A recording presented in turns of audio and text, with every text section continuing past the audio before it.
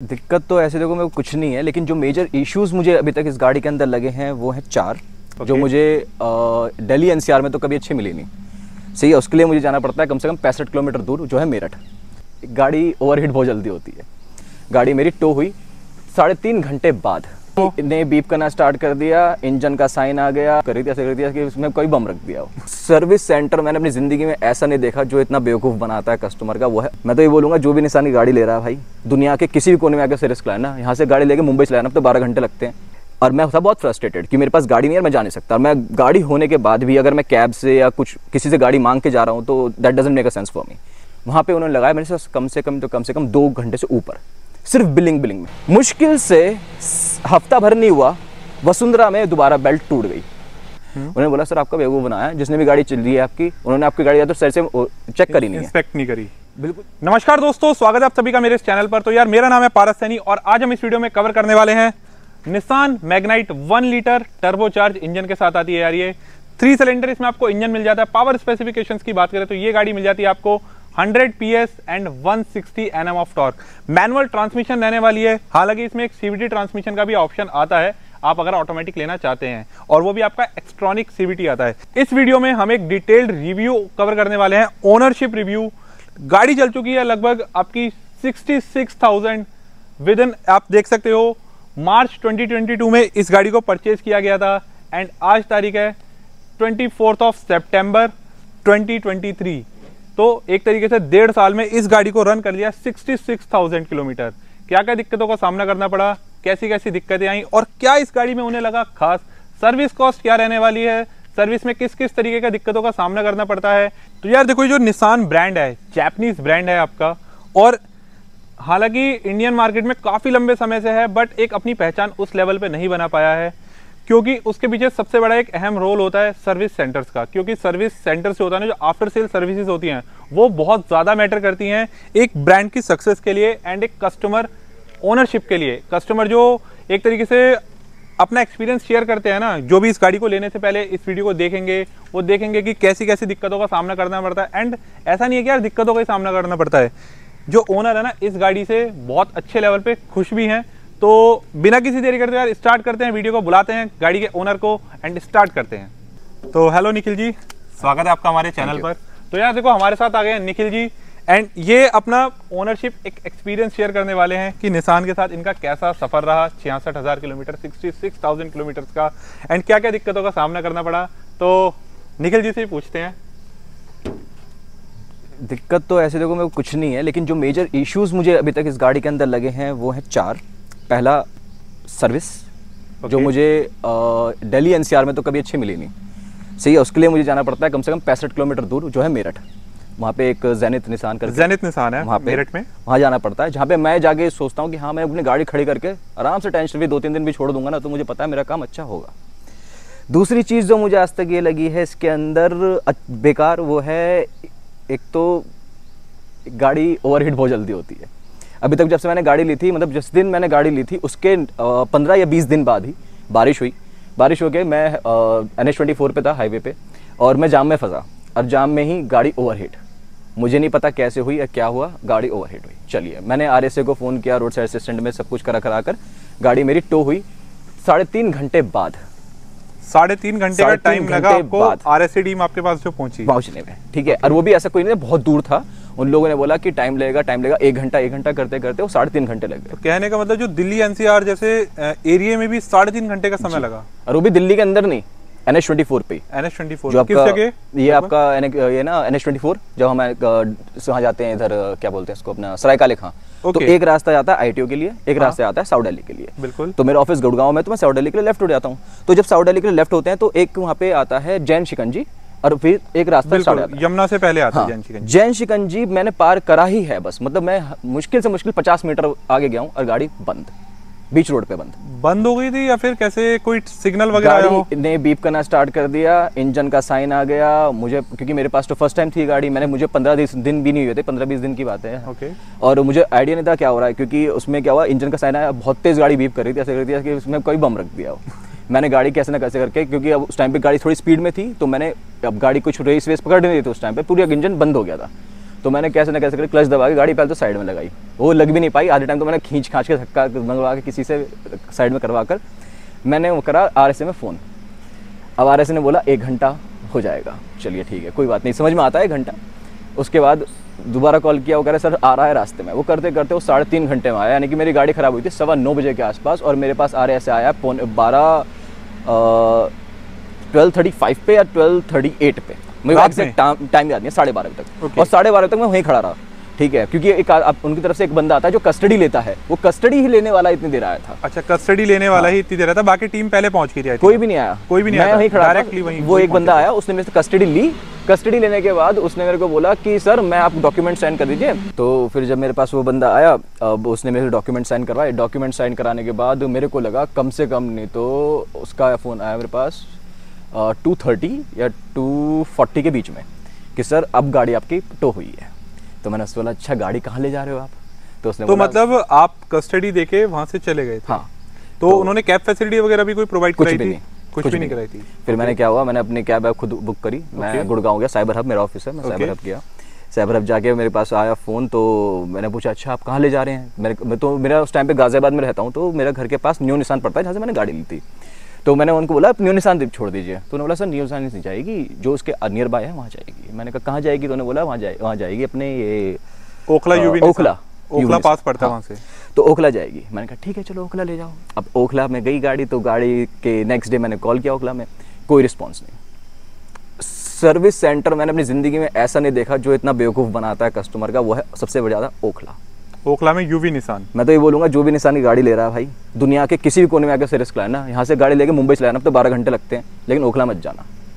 ओखला जाओगे गाड़ी आपकी 3 दिन 4 दिन रखेंगे, कुछ रिजल्ट नहीं देंगे, आपको दोबारा ही करानी पड़ेगी। पहला तो ये इशू आपके सामने आ गया। दूसरा इशू आया मेरे साथ, मैं अभी हाल ही में मेरी गाड़ी की बेल्ट टूटी, ठीक है, बेल्ट टूटी इंदिरापुरम शिप्रा मॉल के जस्ट सामने मेरी बेल्ट टूटी। मैं गाड़ी शिप्रा मॉल है इंदिरापुरम में। बेल्ट कौन सी टूटी? जो अपनी बेल्ट होती है इंजन बेल्ट, ओके, वो जो इंजन बेल्ट है वो वाली। तो वो हुआ क्या, मैं गाड़ी चला के आया, ऑफिस से पढ़िया, शिप्रा मॉल के सामने मैंने गाड़ी खड़ी करी 15 मिनट के लिए, क्योंकि मुझे कुछ सामान खरीदना था। मैंने बाहर ही 15 मिनट के लिए गाड़ी खड़ी करी। जैसे ही मैंने गाड़ी स्टार्ट करी तो गाड़ी में आवाज़ आई बहुत ऐसी कि कुछ टूट गया। मैंने ठीक है, मैंने बोनट खोला तो देखा तो बेल्ट कट चुकी थी।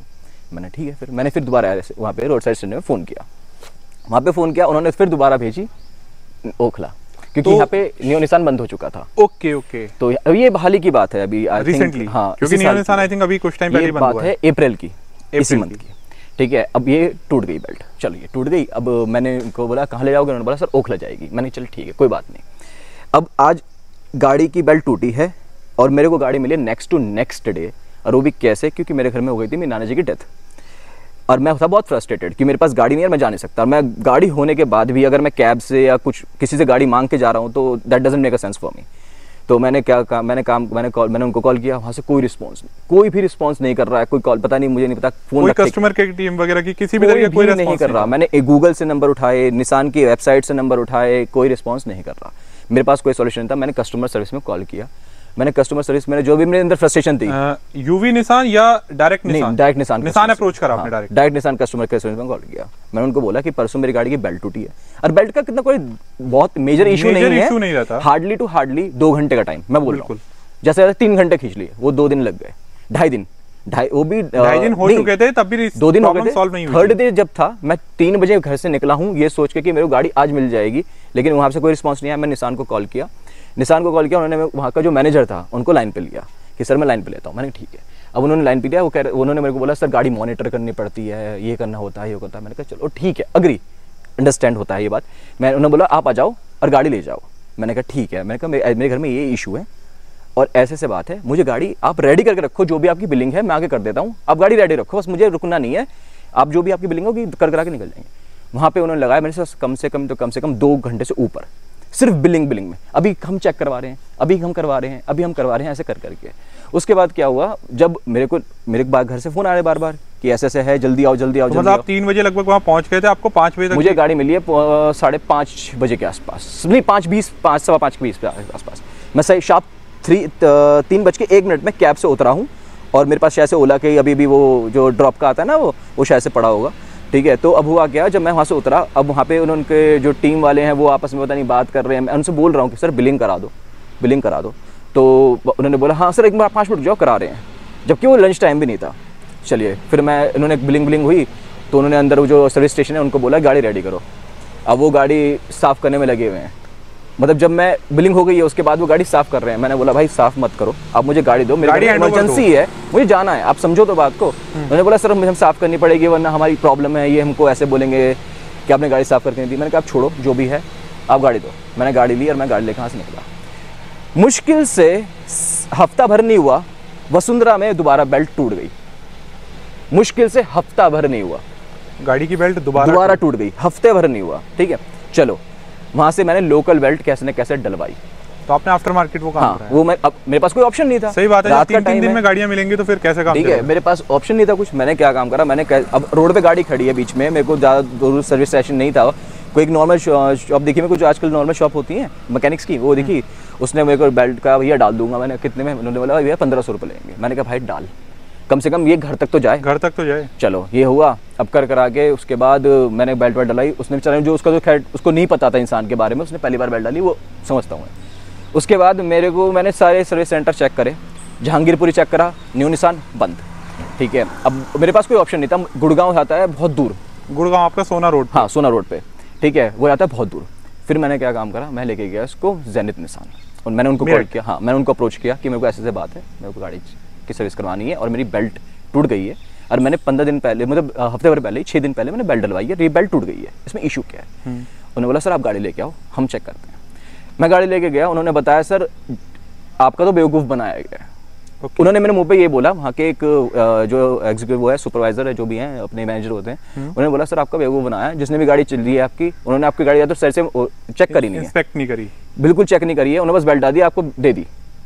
मैंने कहा क्यों? यार आपकी जो पुली है ना, वो पुली टूट गई है, जिसमें बेल्ट कनेक्ट होती है पुली, वो पुली टूटी हुई है, या वो पुली जो अंदर मुड़ गई है, जिसकी वजह से बेल्ट क्रैक हो रही है बार बार। तो मैंने बोला उनको बताना चाहिए था। तो उन्होंने बोला कि सर अब ये मुझे नहीं पता, उन्होंने आपको क्यों नहीं बताया। मैंने कहा चलो ठीक है, आप बेल्ट डालो। तो उसने बोला सर बेल्ट नहीं डलेगी, इसे पुली भी डलेगी। मैंने कहा तो फिर क्या होगा? तो ये कहता है सर मैं अभी एक काम करता हूँ, ये जो लोकल बेल्ट है ये निकाल देता हूँ, मैं आपकी ओरिजिनल बेल्ट डाल देता हूँ अभी एक, जो कम से कम ये 4-5 दिन चल जाएगी। आप इसे काम करो, आप सोना रोड लेके जाओ गुड़गांव, क्योंकि ये पार्ट हमारे पास आने में कम से कम हफ्ता भर लग जाएगा, तो आपका कोई फ़ायदा नहीं है, आप उसको सोना रोड लेके जाओ। वहाँ से फिर मैं घर आया, नेक्स्ट डे फिर मैं गुड़गांव गया। वहाँ जाकर फिर मैंने दोबारा बेल्ट डलवाई, फिर पुली डलवाई, यानी कि मैंने 1-2 हफ्ते के अंदर 3 बेल्ट, क्योंकि उन्होंने बोला कि अब ये जो बेल्ट लग गई है। चलो एटलीस्ट जो प्रॉब्लम थी एक्चुअल वो पता चली आपको, ज़ेनिथ निसान ने उस चीज़ के लिए गाइड करा, वो पता चली, वो ज़ेनिथ निसान ने मेरे को बताया कि ये दिक्कत है।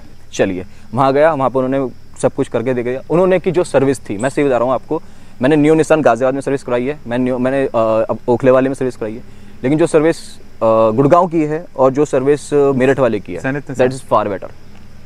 तो कहने का मतलब सर आप ये चीज़ हमारी जो ऑडियंस है उनको बताना चाहेंगे कि सर्विस सेंटर्स जो है उनके जो बिहेवियर है वो मैटर करता है, बहुत मैटर करता है यार। देखो अभी आप छोटी सी बात है ना, अभी आप गाड़ी छोड़ो, अभी हम अब कोई कपड़ा भी लेते हैं, अभी आप मान लो आप जा रहे हो कैल्विन क्लाइन, आप 15,000 की शर्ट लेने जा रहे हो, या टॉमी हिलफाइजर जा रहे हो, आपको उसे ऐसे एंटरटेन नहीं कर रहा, तो मेरे को नहीं लगता फिर 15,000 की शर्ट लेने कोई फायदा है। सही बात है, एक कस्टमर को कस्टमर की तरह ट्रीट नहीं कर रहे। अभी आपने एक हाइप शूज ले लिया, आपने मर्सिडीज तो चले गए, आपको मर्सिडीज में आपको वो वैल्यू नहीं दी जा रही कि आप कस्टमर हो, 50 लाख रुपए की, आप 55 लाख की, 1 करोड़ की गाड़ी लेना है, लेकिन आपको कैटेगराइज किया जाएगा आपकी गाड़ी के हिसाब से कि आप करोड़ की गाड़ी लेना है तो आपको पूछा जाएगा, 50 लाख की आप GLA या A क्लास लेना है तो आपको नहीं पूछेगा। तो doesn't make a sense for me. अगर आप कंपनी लिख रहे हो तो मेरा मानना तो यह है कि आप पहले जाओ, कस्टमर इज अ कस्टमर, चाहे वो किसी भी क्लास का हो। 10 रुपए की चीज़ है, 10 लाख की चीज़ है, कस्टमर तो कस्टमर है। बिल्कुल। तो सीन ये हुआ कि मेरे को ज़ेनिथ वालों से मिली सर्विस अच्छी। आज भी मेरी गाड़ी 66 चल गई है, आज तक का रिकॉर्ड है मेरी गाड़ी का। आप मैनुअल मेरा ऐप खोल लो, ऐप में आपको सिर्फ और सिर्फ मैंने इस दिन अभी तक 2 सर्विस कराई हैं। एक तो कराई है न्यू निसान गाजियाबाद से, एक कराई है मैंने उससे जो ओखला से कराई है। उसके बाद आज तक की वो है 40,000 मेरी गाड़ी से अभी जो एक्स्ट्रा चली है ऊपर, वो 4,000 जो 4 बार सर्विस हुई है, वो सारी सर्विस हुई है मेरी उससे। कहने का मतलब आप नियर बाय सर्विस सेंटर्स छोड़ के आप 50 से 55 किलोमीटर, मैं 55 किलोमीटर जाने को संतुष्ट हूँ, लेदर देन मेरी गाड़ी 3 दिन कहीं खड़ी रहे। मुझे अच्छा, एक चीज़ और जानना चाहूँगा, जैसे आप बता रहे हैं आपने इतने सर्विस सेंटर्स अप्रोच करे हैं, तो सर्विस सेंटर की सर्विस कॉस्ट में भी कुछ फ़र्क रहता है क्या? सर्विस कॉस्ट में बहुत फ़र्क है, बहुत फ़र्क है। देखो अभी होता क्या है, आप एक वैल्यूएबल कस्टमर हो, ठीक है, अभी आप एक सामान ले रहे हो और आप बार बार उसी जगह जा रहे हो और एक ये बोल रहे हो कि सर मेरी ये प्रॉब्लम है, एटलीस्ट आप इसको रिजॉल्व करो, मैं पैसे पे करने को तैयार हूँ, आप रिजॉल्व करो। लेकिन एक गुडविल गेस्चर बनता है आपका कि सर हमारे से गलती हुई है, हम वेव ऑफ नहीं कर सकते पूरा, लेकिन एटलीस्ट हम आपको डिस्काउंट देते हैं, कहीं एक वेवर दे देते हैं। हाँ, डिस्काउंट दे देते हैं, ठीक है। लेकिन अभी सीन यही है, देखो अब छोटी सी बात ये है कि अगर आप कोई भी चीज़ मेरे हिसाब से अगर कुछ भी खरीद रहे हो तो भाई बहुत मैटर करता है, कंपनी तो बहुत मैटर करती है। तो इस गाड़ी की अभी तक जो आपकी एक माइनर सर्विस जो 10,000 किलोमीटर वाली होती है, उसमें आपकी सर्विस कॉस्ट लगभग कितनी आ जाती है? मेरी सर्विस कॉस्ट लेबर के साथ देखो डिपेंड करता है पार्ट क्या चेंज करा रहे हो।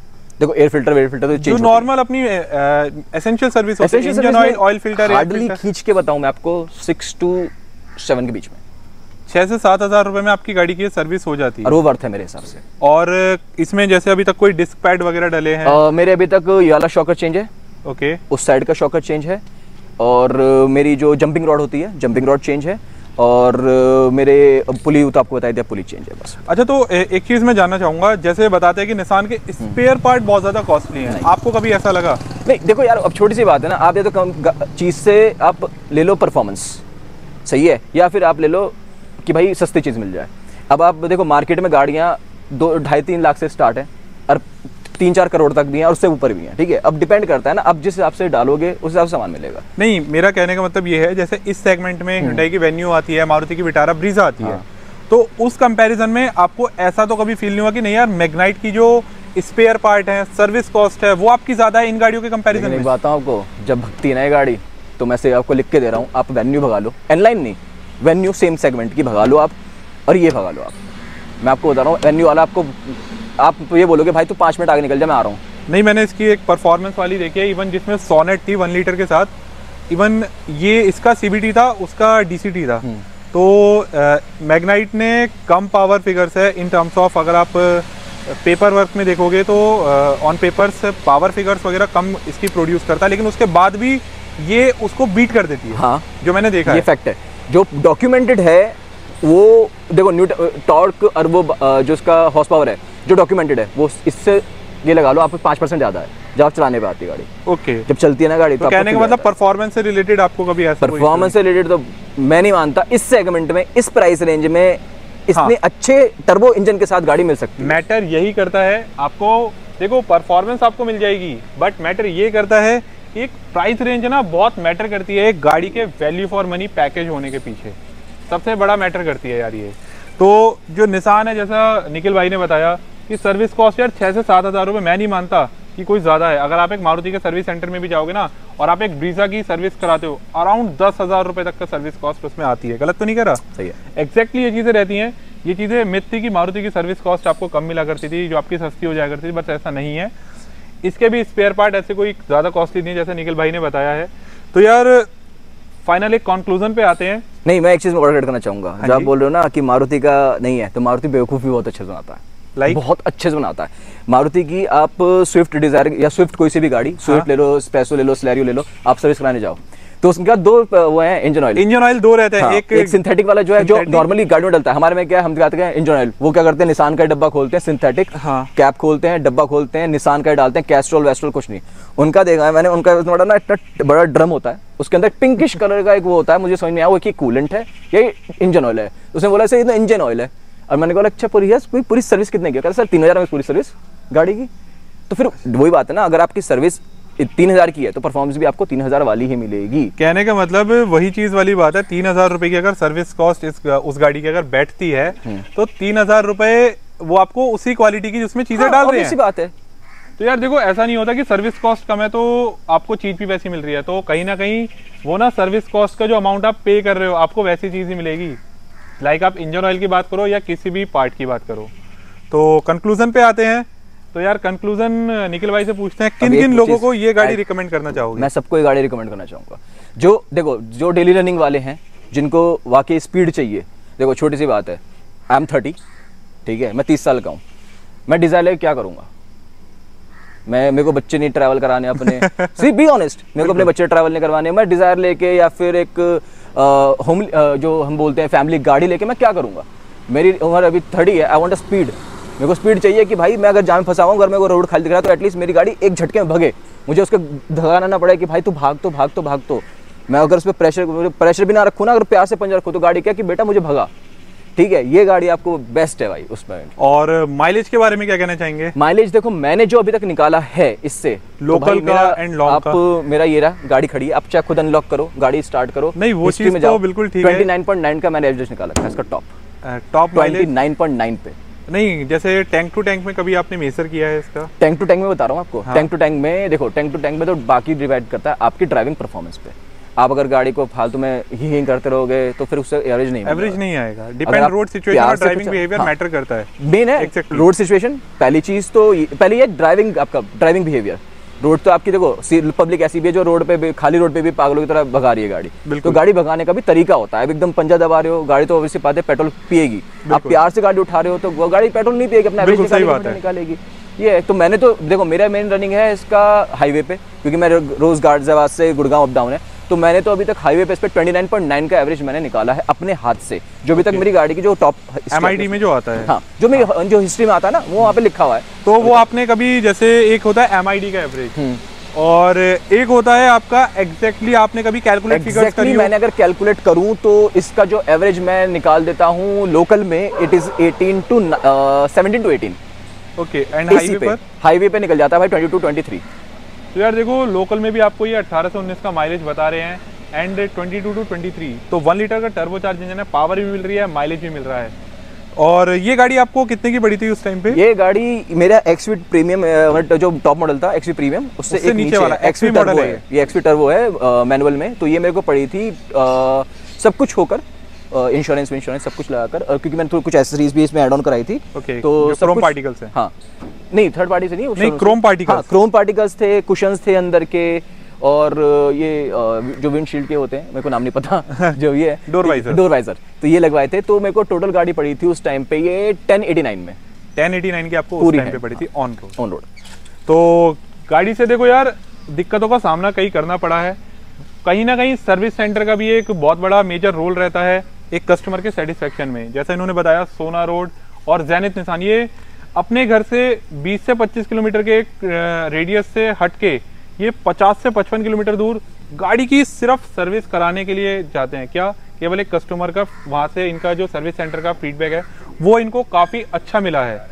तो यार देखो, ये कंक्लूजन रहने वाला है कि अगर आप मैग्नाइट लेना चाहते हैं तो जैसा निखिल भाई ने बताया, आपको किसी भी तरीके की अगर कोई दिक्कत वगैरह परेशानी वगैरह ना होना तो आप मैग्नाइट के साथ आंखें बंद करके जा सकते हो। परफॉर्मेंस चाहिए परफॉर्मेंस, माइलेज चाहिए माइलेज, तो ये गाड़ी हम रिकमेंड कर सकते हैं। बिल्कुल, आंख बंद करके। और सर्विस सेंटर से रिलेटेड आपको ऐसा कोई भी इशू नहीं है कि आपको डायरेक्ट निसान इंडिया अप्रोच करना पड़ा हो? नहीं, डायरेक्ट निसान इंडिया मेरे को एक चीज में लगा था कि मुझे अप्रोच करना चाहिए। ओके। मैं गया था अभी ऋषिकेश हाल ही में, जब मेरी बेल्ट मैंने पुली चेंज कराई, सब कुछ कराया, तो मैं गाड़ी लेके गया ऋषिकेश लेके गया। तो मैंने हरिद्वार जब पार किया तो ऋषिकेश जब मैं एंटर किया, गाड़ी ओवरहीट, जाम था वहाँ पे भी? जाम था, ऑब्वियस बात है, वो अंडर कंस्ट्रक्शन था रोड, ओवरहीट हो गई थी वो गाड़ी। मतलब मैं 2 घंटे, आई थिंक 1.5-2 घंटे हम लोग ऐसे खड़े रहे, गाड़ी ओवरहीट थी बहुत बुरी। लेकिन वो मेरी गाड़ी नहीं थी, बी ऑनेस्ट। मुझे ये संतुष्टि हुई देख के कि मेरी गाड़ी नहीं है। मैंने वहाँ पे खड़ी देखी GLC। ओके, वो भी तो GLC खड़ी देख रहा हूँ मैं, ओवरहीट, जिसका बोनट खुला हुआ है। और मैंने वहाँ पे 5 गाड़ी देखी जो मेरे को लगा कि भाई मेरी गाड़ी तो बहुत छोटी है उसके सामने। एक मैंने देखी फर्स्ट GLC, दूसरी देखी मैंने MG हेक्टर, तीसरी देखी मैंने फॉर्च्यूनर की लेजेंडर, और चौथी देखी है मैंने वो ये आती है ना अपनी BMW की 520। ओके, 520D थी, 520D मुझे नहीं मालूम, लेकिन 520 थी, इतना बता मेरे को। ओके। जब मैंने ये 2 बड़ी ब्रांड देखे, MG तो तभी से छोटा है थोड़ा, जब मैंने 2 बड़ी ब्रांड देखे तो मुझे सेटिस्फाइड, चलो ठीक है, मेरी गाड़ी ठीक है, 10 लाख के हिसाब से खड़ी है तो कोई बात नहीं। लेकिन जब 50 लाख खड़ी तो 10 लाख से तो एक्सेप्ट कर सकते हैं, चलो। लेकिन वो क्लाइमेट कंडीशन भी ऐसी थी क्योंकि वहाँ पर नया रोड बन रहा था, बिल्कुल, क्लाइमेट और ट्रैफिक बहुत था, तो उसके हिसाब से वो तो हो जाता है, वो तो कोई भी आप गाड़ी लो तो हो जाएगा, उसमें कोई ऐसा इशू नहीं है। तो यार देखो, ये रहा इस गाड़ी का एक ओनरशिप एक्सपीरियंस जिसमें सारी चीज़ कवर करी है। यार वीडियो में ना आपने देखा होगा किस तरीके की मेहनत भी करनी पड़ती है। तो यार वीडियो को अगर अच्छी लगी तो प्लीज़ लाइक कर देना, एंड चैनल पे नए हैं तो चैनल को कर देना सब्सक्राइब। मिलते हैं इसी तरीके के इंटरेस्टिंग कंटेंट्स के साथ। थैंक यू निखिल भाई। Okay, thank you.